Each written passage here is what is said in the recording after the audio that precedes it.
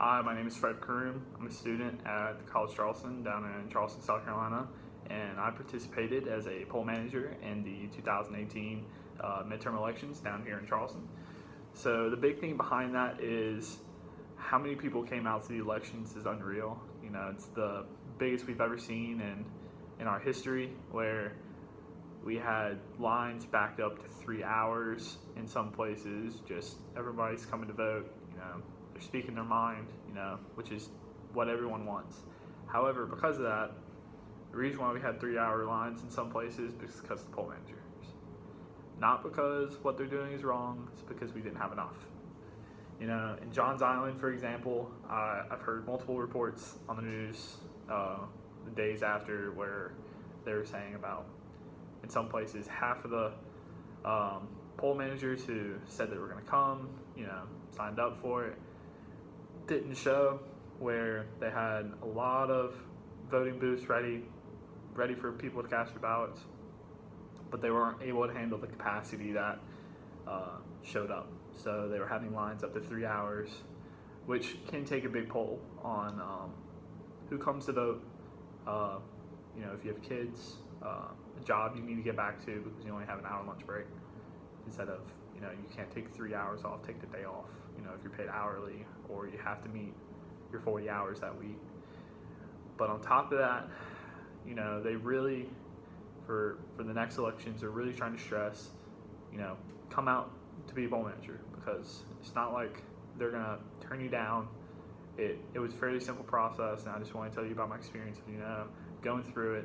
And honestly, it was really, really nice and really joyful to do, because you really understand what goes behind the elections and how everything's set up. Because people will say it's rigged in one way or another, but none of the poll managers, none of the poll workers, they don't want to do that. They just want to make it nice and smooth for everybody. Come vote, enjoy your time, go home. Do what you think is right for your beliefs, and enjoy the rest of your day. And so I started my application. I just called the county office. I just talked to anyone. The woman who helped me, I just explained to her, I work 40 hours a week on top of school, so I don't know if there's any online classes. She said there was, so I did. After I did all my paperwork with HR, I just had to fill out, who I was, what I was doing it for, whole 9 yards. She gave me access code to online training. So I went through the online training class, which I'll show you a little bit later. The online training class really helped explain, what kind of things you need to do to help set up the precinct. Where tables need to go to where it's easy accessibility. Where the voting booth needs to go, where this needs to be, the posters need to be set up, and then the rules that go along with that, along with the directions for setting up the voting booths, which are very important, to make sure you're counting each vote and the machine is able to fully print of who's on the ballot and who receives what vote when each person goes up to it. Because we have a system where everything's anonymous, it's two separate systems when we take your name to see if you're able to vote, and when you actually cast your ballot, it's completely blind, where we can't look back in the last election to see if you voted for a particular candidate. It's just not possible. We have a blind ballot to where no one knows. Along with that, training does try to help prepare you for one-on-one interactions, but it's not the same. So your one-on-one interactions can vary. I personally worked at Sanders Clyde Elementary School, which was actually really smooth and a really nice going precinct.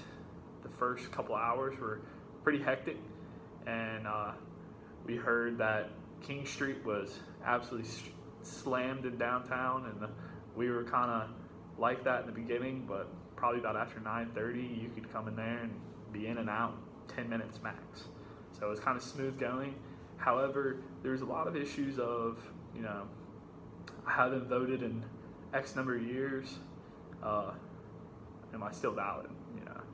and that varied person to person. If they moved, this happened, and it did cause a lot of frustrations. I think the number one thing everyone said that definitely caused frustrations were, I got registered at the DMV, which doesn't really do registrations for voting. You have to actually go to the voting and elections office for whatever county you're in, and that makes a big difference because a lot of people would get frustrated and be like, I'm done, I'm going home.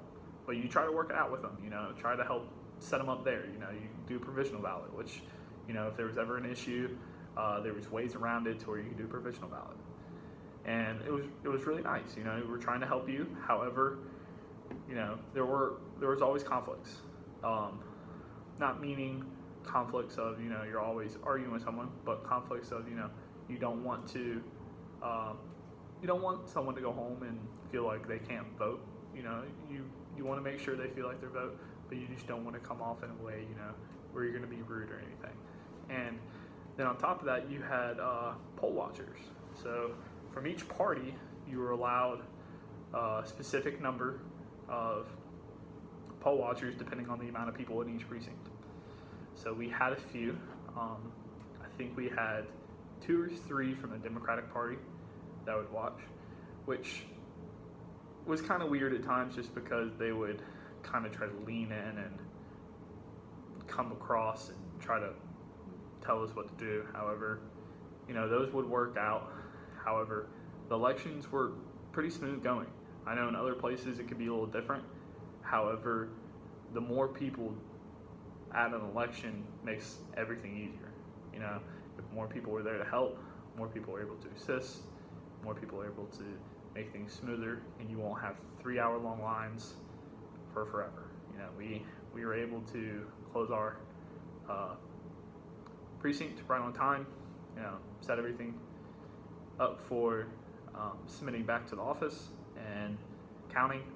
And honestly, it was a really joyful experience, and I wish just more people would be a part of it because I know you do get a small little paycheck from it. However, the good thing behind it is you're making everything else easier because while you're there, of course you can vote too. If there's a slow time, go right ahead because you're a part of this country too, and you're a part of the voting office. So it's something I highly recommend in future